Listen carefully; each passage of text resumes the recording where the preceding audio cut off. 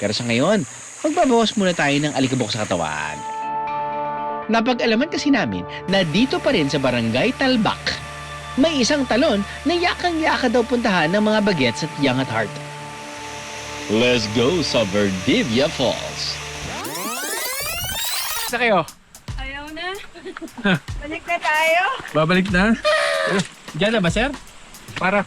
Hindi, sabi nila, malapit na eh. Mga 3 hours ago. Malapit na kaming bumigay. Huwag kayong maniniwala guys sa B&D fam. Mga OA na reklamador lang talaga sila. Green flag ang trail dito, Bieros. Patagang daan at mapuno ang daraanan. Pero dapat may kasama kayong tour guide papunti rito ha. Minsan pa nga, may guide dogs pang kasama. Cutesy!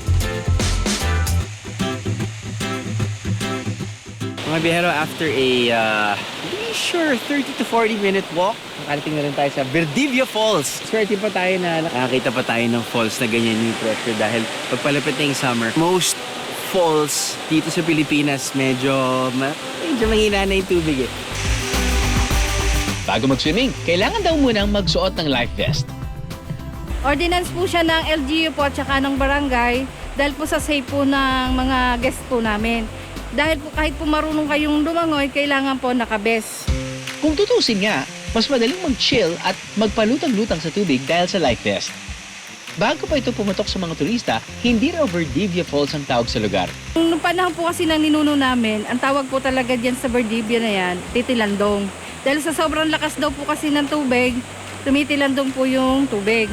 Tapos meron po nung 1970s po, may isang hunter po na pabalik-balik po dito sa lugar namin nang dahil po sa sinasabing lamesang ginto. Kaya po siya pinangalan po kay Mr. Valdivia. 350 pesos para sa group of 5 ang bayad sa tour guide, plus 70 pesos na entrance fee. Aba, pasok sa budget yan ha. Bukod sa mga gustong magtayo ng sariling tent, may mga cottage na pwedeng rentahan. Yes, masarap magtampisaw din talaga kapag nararamdaman mo yung lamig ng tubig pati yung init ng araw. Itong biyahe na ito papunta sa falls na to, definitely pang bata at pang matanda. So yes, you can bring the whole family. Ano, nabitin kayo sa biyahe? Go! All you gotta do is just subscribe to the YouTube channel of GMA Public Affairs and you can just watch all the Behind the Drew episodes all day, forever in your life. Let's go! Yeehaw!